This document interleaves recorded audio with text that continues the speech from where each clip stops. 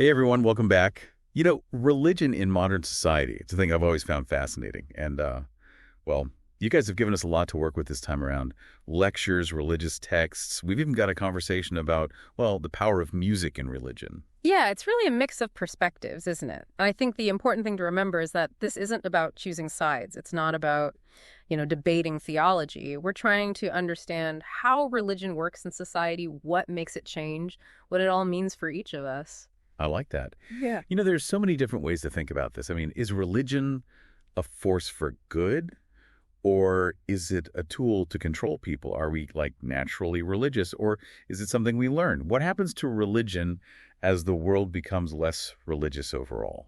Big questions, for sure. And those are some of the things we'll be talking about today. But first, maybe we should start with, what exactly is religion? It seems like it should be easy, right? But surprisingly, it's actually pretty hard to define. It really is. Yeah. I remember reading Judith Huxley's definition. She called religion a way of life founded upon the apprehension of sacredness in existence. It always stuck with me because it goes beyond just believing in God. It's about recognizing something bigger than ourselves, something that, well, fills us with awe. That's a great starting point. And Michael Malloy, he kind of takes it a step further. He suggests that religion is about joining our human world to the sacred world. I really like that idea. It shows how the everyday and the transcendent are connected. And it makes you wonder, right? Does that Western idea of religion really fit everywhere? Malloy actually recommends using spiritual path. It's more inclusive when we're thinking about all the different cultures out there. Yeah, that's a good point. But of course, we can't just ignore the traditional definition either. The one that says religion is a set of beliefs with things like worship, prayer, and a moral code. It's just important to realize that even that definition has its problems. Right, because it doesn't always capture everything about how people experience religion. It's like trying to say that music is just, notes on a page. You're missing the feeling, the way it moves us, how it connects us. Exactly. It's about more than just the rules, right? Think about Emil Durkheim's idea of the sacred versus the profane. He said religion is about separating certain things, seeing them as special, worthy of respect, and sacred doesn't always mean good, just like profane doesn't always mean bad. That's helpful. So like a country's flag, that can be sacred because it represents something powerful and unifying, but that doesn't automatically make it, morally good. Exactly. And that brings us to another interesting thing about religion. It's a force in society. Durkheim, he had this theory called structural functionalism.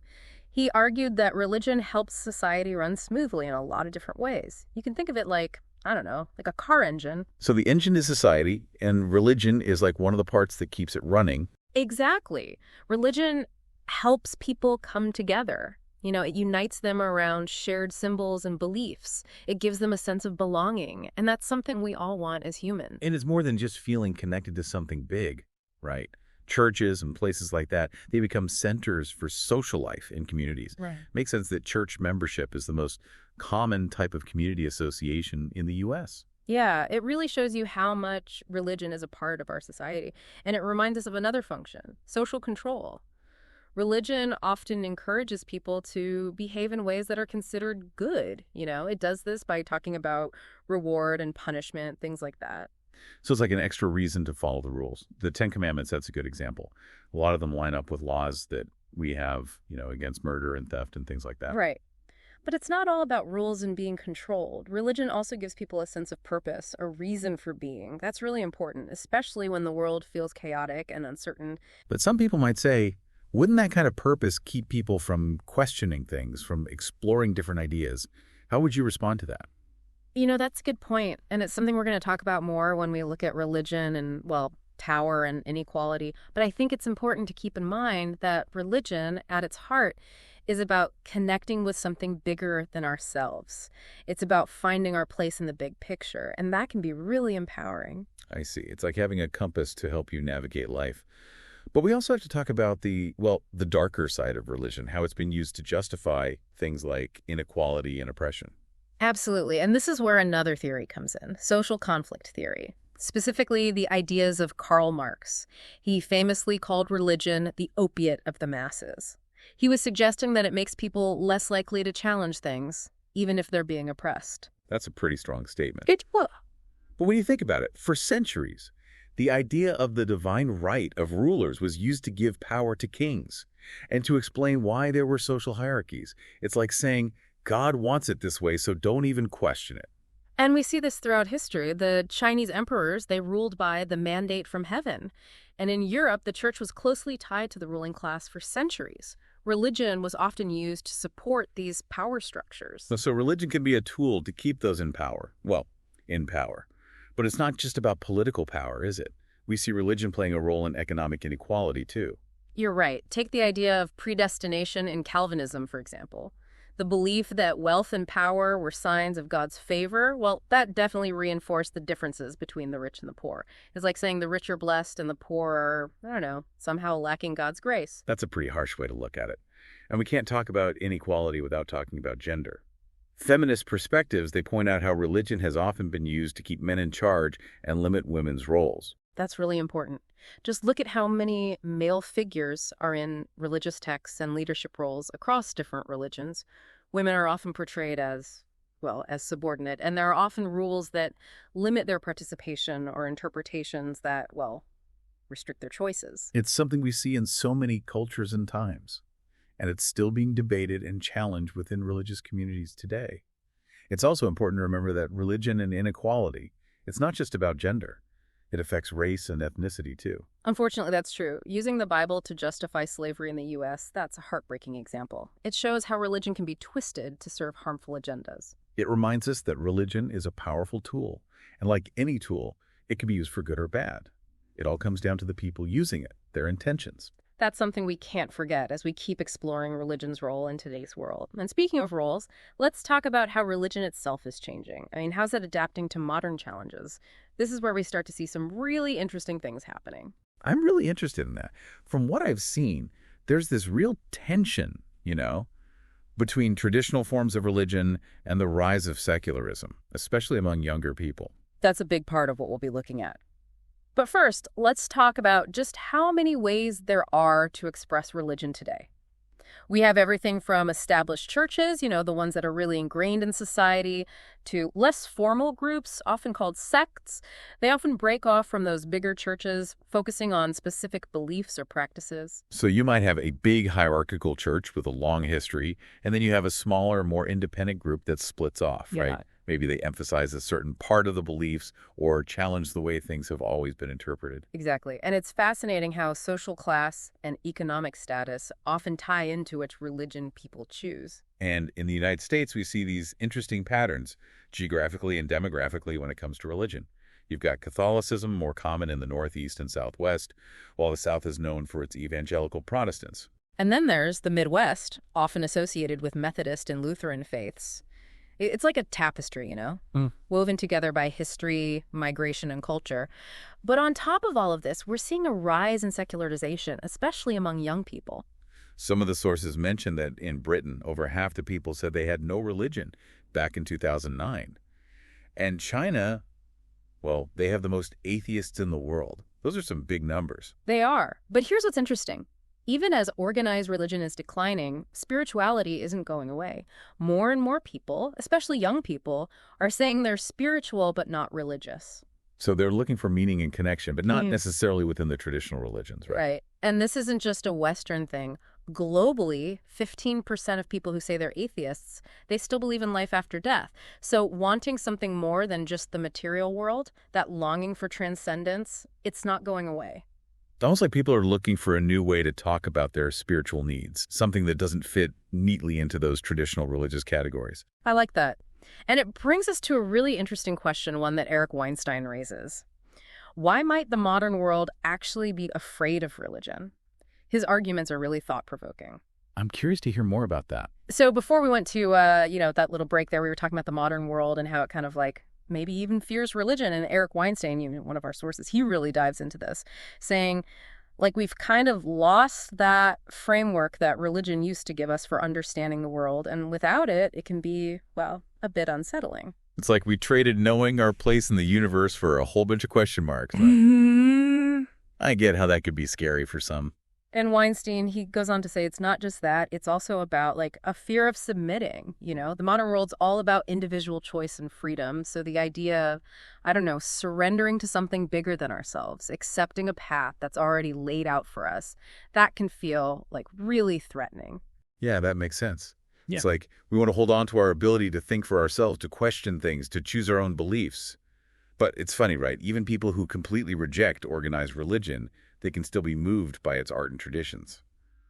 Weinstein uses the example of joy to the world.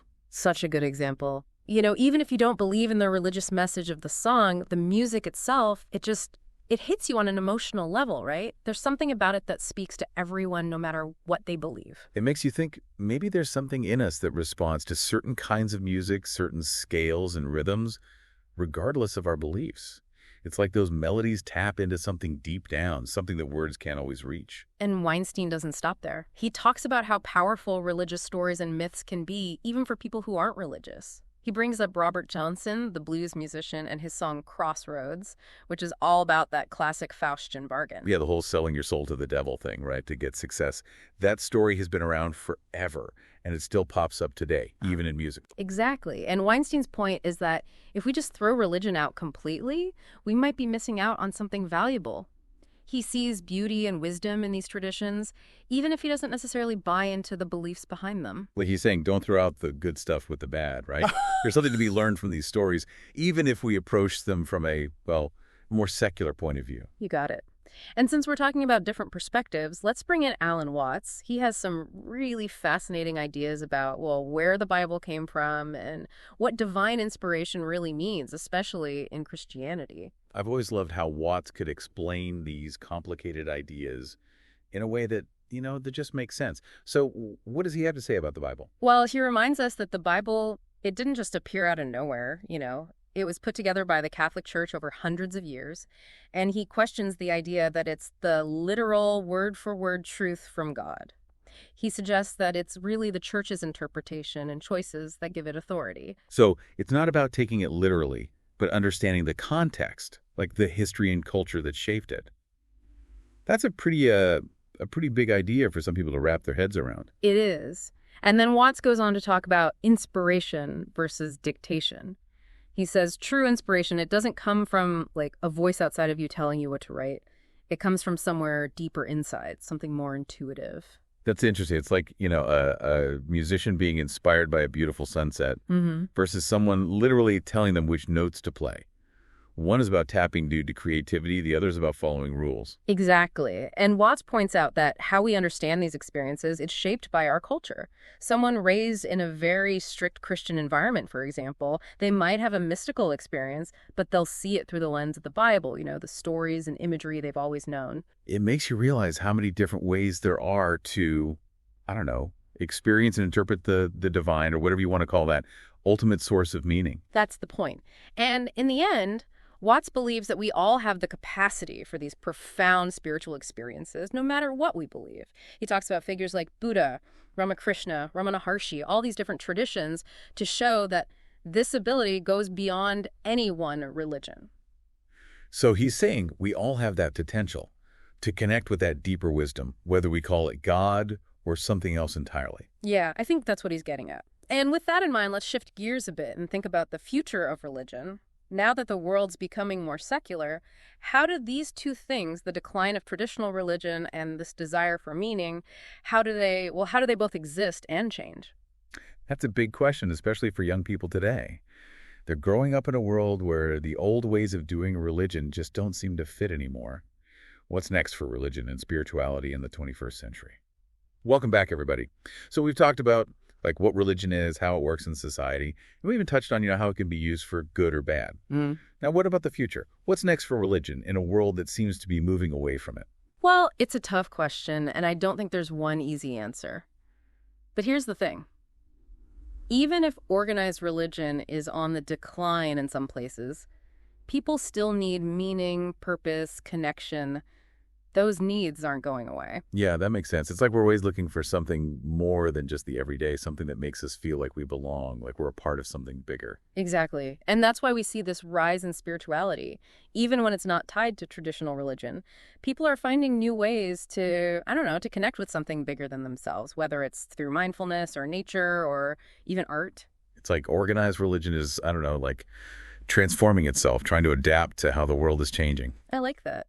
And if you look back at history, religion has always been changing, evolving and splitting off in response to, well, to social and cultural shifts. The sources talked about how Protestantism, with its focus on individual responsibility and hard work, how that actually helped capitalism grow. Yeah. It's kind of crazy to think about how a religious movement can have such a big impact, on society and the economy.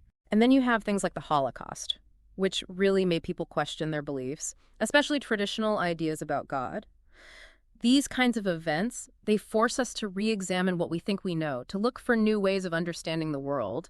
It's like those events shake everything up and create space for, I don't know, for new interpretations of faith. Yeah. So where do you see religion going in the 21st century with all this in mind? Well, I think we're going to see even more diversity in how people express their religion. Traditional institutions, they'll probably have to change and adapt, become more inclusive, embrace a wider range of beliefs if they want to survive. Yeah, if they want to stay relevant, especially to younger generations, they can't be so rigid. Right. And at the same time, I think we'll see more and more spirituality that's not connected to any specific religion. People will keep exploring different paths, mixing and matching ideas from various traditions, creating their own unique ways of, well, connecting with what they see as sacred. So it's like we're in this age of spiritual exploration where it's up to each person to figure out what they believe, drawing from all sorts of different sources. And technology, that's going to play a big role in all of this. We already see people forming online communities, sharing their spiritual ideas, exploring things like meditation through apps and online platforms. So technology could actually make it easier for people to access spiritual resources and connect with others. Yeah, I think so. And it's important to remember all of this is happening while we're facing some pretty big global problems. Climate change, inequality, political division. These things are making us think hard about our values, about finding solutions that go beyond just the material world. So maybe these challenges will actually make people more interested in spirituality, in finding a sense of shared purpose, even if it's not through traditional religion. It's definitely something to think about. And that brings us back to you, the listener. What does all of this mean for you, for your own life, your own search for meaning? It's a question each of us has to answer for ourselves, right? Do you find what you're looking for in a traditional religion? Or are you drawn to something else? There's no right or wrong here. The key is to be open, to keep asking questions, to keep looking for those deeper truths that resonate with you.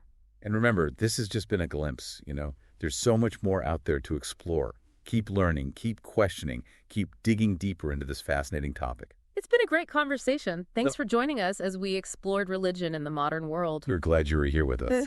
Until next time, keep those minds working and those hearts open.